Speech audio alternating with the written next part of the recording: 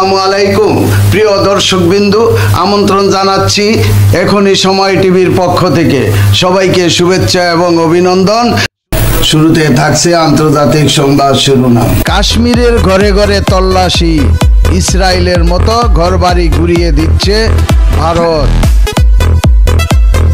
গাজার স্বাধীনতাকামী শাসক গোষ্ঠী হামাস লুকিয়ে আছে এই অজুহাতে শত শত বাড়ি ঘরে বিমান হামলা চালিয়ে গুড়িয়ে দিচ্ছে ইসরায়েলের বর্বর সেনাবাহিনী। কখন বুলডোজারে সমান করে দিচ্ছে পশ্চিম তীরের বসত ভিটা। একই কৌশলে কাশ্মীরেও মুসলমানদের পৈতৃক ভিটা গুড়িয়ে দেয় ভারত।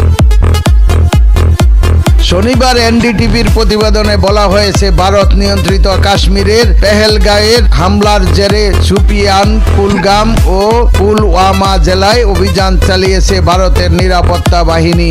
গত কয়েকদিনে সন্দেহভাজনদের উপর দমন অভিযান আরও জোরদার করেছে তারা। শুক্রবার রাতে জম্মু ও কাশ্মীরের পুলওয়ামার এহসান আহমেদ, শেখ আহসানুল হক এবং হারিস আহমেদ, কুলগামের জাকির আহমেদ এবং শোপিয়ানে শহীদ আহমেদ কুত্তের বাড়ি ভারী বিস্ফোরক গুড়িয়ে দিয়েছে ভারতীয় বাহিনী। ভারতীয় কর্তৃপক্ষের দাবি, হামলার সঙ্গে তারা সক্রিয়ভাবে জড়িত ছিলেন।